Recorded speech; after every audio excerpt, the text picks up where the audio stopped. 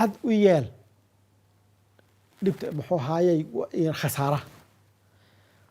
haddii aad werwer ku haysto oo arrin aad siladooda khasaaraysaa aad filanayso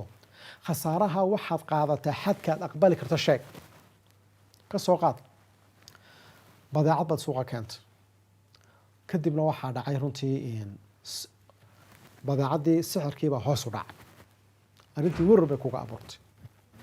halkaad ka warwari lahayd oo talo waan khasaaray wax lagu leeyahay waxaa isweydiisay imisaad khasaaraysaa horta hadday badeecadaada hoos u dhacdo bal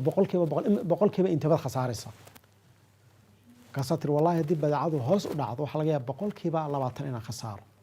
kama soo qaad marka saas kasoo waxaa lagu leeyahay aqbal khasaaraha aad qaadan karto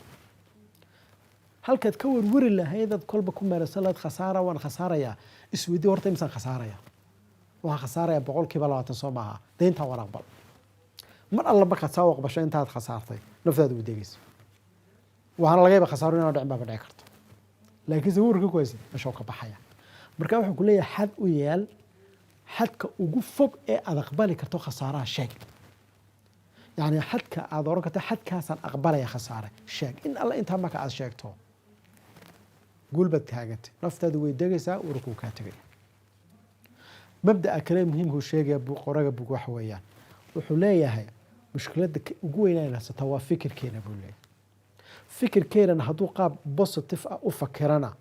wararka walaacu inaga tagaya haddii negative markasta aynu ka fikirnayo dhinaca xunna walaacu maynu ku jirayna noloshan waa inaad wuxuu ku leeyahay markasta waxa loo baahay wanaaga inaad dhinaca wanaagsan waxaad ka eegto dhinaca xun waxa ka eegi haddii hawlo ay dhacdo waxa laga yaabaa hawsha dhacda inay wanaag ku leedahay haddaad markiiba dhinaca xun ka eegto mushkilad bay noqonaysaa noloshadu walaacba kama baxayso shareecadinu taa islaamkuna taa aad buu tilmaamayo tafaa'ulka waxa la yiraahdo qofku inuu tafaa'ulo markasta wanaag ayaa loo baahan yahay laakiin markasta haddaad ka fikirayso dhinaca xun wax kastoo dhaca dhinaca xun baad ka eegaysaa qof baa wax sameeyay dhinaca xun baad ka eegaysaa waxbaa kusoo ga dhinaca xun baad ka eegaysaa meel ma gaadhaysid wuxuu ku leeyahay fikirkaaga ha shaqayso qaybta wanaaga wax ka eegta ha shaqayso taasaa ku horseedaysaa in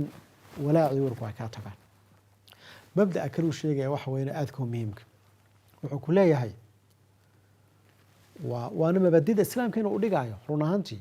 وده شرعة أذلق واحد ليس وحكولي هاي واحد سميسا بل أديك النقم كإلهي كسيء قاب بل تري هل كان عد كلام كإيجاز هبل المحوحة وهلا هبل المحوحة وهلا إذ هبل كم مشغول صنت هاي هل كان إن يرى كام مكان أذكر مشغول صنت هاي إن يربى كام مكان naftaadu waxa inta soo mashquulsantay bal naftaadu isweydii in masaax baad haysataa tusaale wuxuu soo qaadanayaa nin runtii lacag la'aan ku dhacday oo warwaray oo walaac galay oo isagoo laamida maray ku soo baxay nin dhibaataysan oo curyaana oo haddana qoslay ninka wuxuu dib baas kugu noqday ninkayga dhamay caafimaadka qabiy haddana warku ku jiray markaan arkay nin iga daran oo waliba naafa oo haddana qoslaya waxa isweydiyay warama xidibta ku haysataa baan isweydiyay caafimaadna wada haysataa jinna ilaahay waa ku siiyey alxamdulilah marka haddaa wada si aad dhibto iyo waxa aad ugu jirto aad uga baxdo qoraaga bog wuxuu ku leeyahay bal waxaad eegtaa nicamku ilaahay ku siiyey islaamkeenuna meel adag buu arrintaa si faahfaahsan buu uga hadlay qofku nicmada ilaahay inuu tiriyo waa in tacudu nicmata allaahi laa tuxsuuha ayadana qur-aan baa ka warramaya waana meelaha ugu fiican ee qofku markuu eego uu ku degaayo markaad akhrido nicamku ilaahay ku siiyey waxaad ogaanaysaa wax kaa maqan baynaana jir qofku hadduu quudka maalintiisa uu helo caafimaadna uu haysto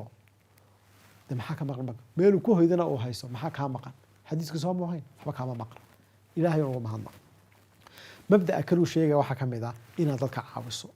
markastoo qof dhibaataysan aad caawiso oo wanaagada qabato waa markastoo naftaadu ay walaacu ka tagayo raaxay iyo wanaag ay dareemayso